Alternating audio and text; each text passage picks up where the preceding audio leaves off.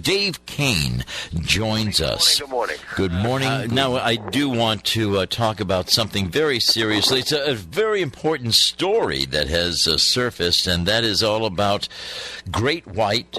It's lead singer Jack Russell. Apparently, he wants to create, is it a documentary about this tragedy that took your Nikki? Well, that's what he's talking about. He's talking about, frankly, trying to tell his side of the story, which is very interesting that he would want to do that. And I think it's fine that he does that.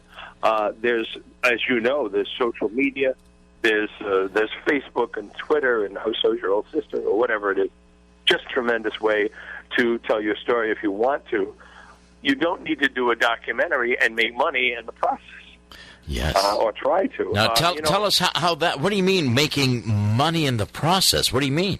Well, he's going to be selling the documentary to somebody. He's going to be selling either the rights to air it, or he's going to be selling the rights to market it, or people are going to want to, well, I don't know who would want to buy copies of it. I guess his fans might want to buy copies. I don't know how many of his fans he has left. He's killed off so many of them. So what you're saying here is he can profit from this tragedy? Well, of course he could. Of course he can make the documentary and make enough money and have money left over as a profit.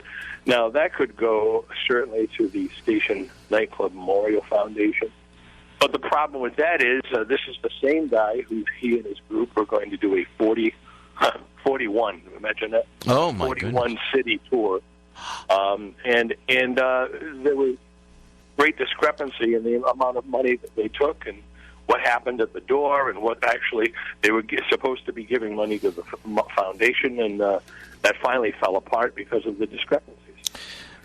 Dave Kane joining us this morning. We're talking about the lead singer for Great White, whose pyrotechnics sparked that tragic fire that killed 100, Nikki being one of them, injured 200, and has left indelible permanent scars on so many of us for the rest of our lives.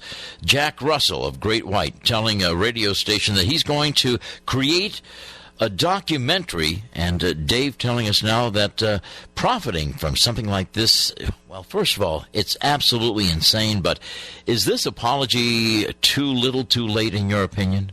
Well, it's pointless because, first of all, he blames his attorney for not making this apology earlier because the attorney told him it would look like he was guilty. So let me understand this. I'm not going to say I'm sorry because it might harm me. So this is going to be a sincere apology now that he knows he has nothing to lose. Right. The other thing about this is that he never had any. You remember, Phil, he was given what's called a talk letter, a free talk letter, which is immunity light. Before the smoke cleared from that building, he had what was called a free talk letter from the Attorney General's office, another collection of idiots, and he was never in danger of being charged criminally because of this talk letter that they asked him to sign, that they gave him, so that they could allegedly get information. The only information they got from him was, I saw the flames and my butt was out of there. That was it. God. And so now, so he's blaming his attorney for saying he's not allowed to be guilty. Nice to know he has a backbone. I don't know if you've ever told an attorney your opinion's ridiculous. I'm doing what I think is right. And he never spoke up. He didn't ever say he was sorry. He never spoke up to defend Dan Beakley, the manager who set the fire up, who was completely railroaded and hurt and caught between a rock and a hard place. If you remember, our family forgave Mr. Beakley because Mr. Beakley admitted his wrongdoing, apologized, and did time, and never once said a thing about it. Wow. And so we, of course, wanted to see that he had a chance to start anew. This guy, Russell, is a loser. Yeah. He's an incredible loser. His career is going down. You know, here's one of the things, Phil, you and I will know that Casey won't remember this. Casey, we'll have to tell Casey about World War II because she wasn't here for this. Be Casey. You're welcome. But remember, Phil, the profiteering that was stopped during World War II. People who were taking advantage of a horrible tragedy to try to make money.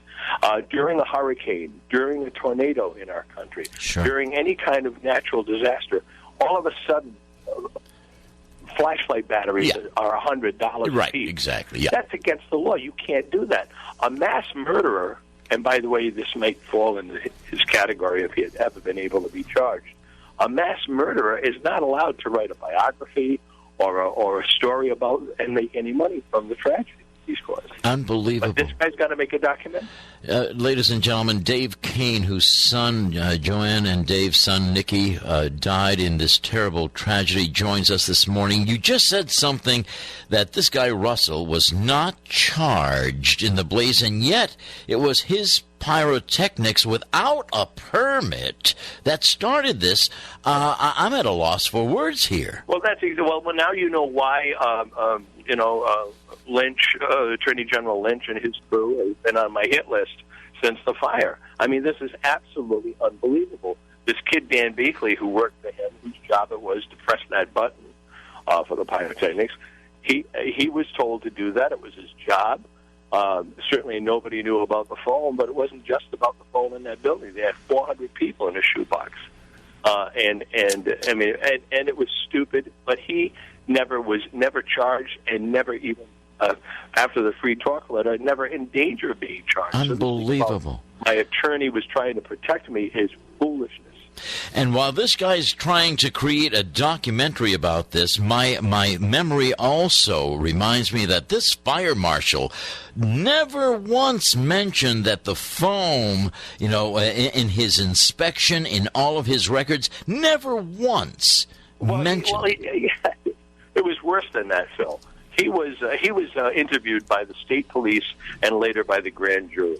He told two different stories, this fire marshal. This is a guy that went into that building and raised the capacity 3 times illegally in a matter of about 3 months. And he said to the state troopers that he didn't see the foam because he was so upset that they had turned the rear exit door from the stage. They had turned it around so that it would open in instead of out. And he wanted it to open out. So he made them turn it around. And then he went back and they had turned it back, and he made him turn it out again. Again, instead of shutting the place down, he sat and had a drink, and they turned it around. Yeah. And all of this would be fine, except that the door he was so upset about was covered in the foam that we're talking about. Ladies and gentlemen, this guy, this great white lead singer, Jack Russell. By the way, before now, how many years has it been? It'll be 13 years on February the 20th. God bless the souls of all. Has he ever once said, I want to get together with all of you and just share my regrets or my sympathies? No, of course not. Of course not. I remember the Didarians, the Didarian brothers, sent out a letter to the family saying that if Michael Didarian got earlier release, he was sucking up for earlier release. They promised to meet with all the families, sit down and answer all the questions, and we're still waiting for that to happen.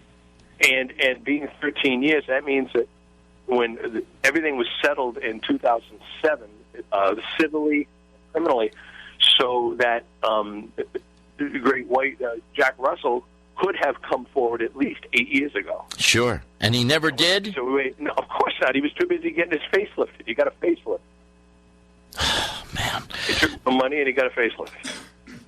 He never once met with any of the family members. This tells me who Jack Russell is. That says it all in one scoop there.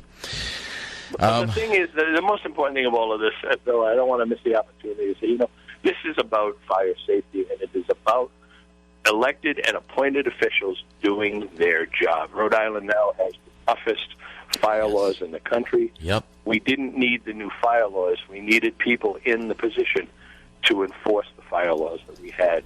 And look, you see Bucharest the other day. Mm-hmm. Very same thing. Yes. Nothing has changed. Yes, I know Nothing has changed. Yet there has been a ripple effect from this, and I know that it has improved fire safety in restaurants and other places. In their memory, we honor that tribute. Finally, Dave, this still bothers me. So why, after all of these years, why now? Why now? Well, one of the members of fire board mentioned that the family fire board mentioned that his career is going on. This guy couldn't fill a phone booth, with people. He has a lot of problems. His career is starting to go under, and this is the way of keeping his face back in the public, and letting people know, Phil. The trouble with tragedies like this is that as we get further away from them, they start to diminish. Yes. When you leave the radio station this morning, as you drive away, you'll see it in the rearview mirror. And the more you drive, the smaller it gets, and eventually it's out of your sight. And that's what happens with tragedies in our country. Yeah. We don't take the lesson, we drive away, and it leaves our memory. Yeah.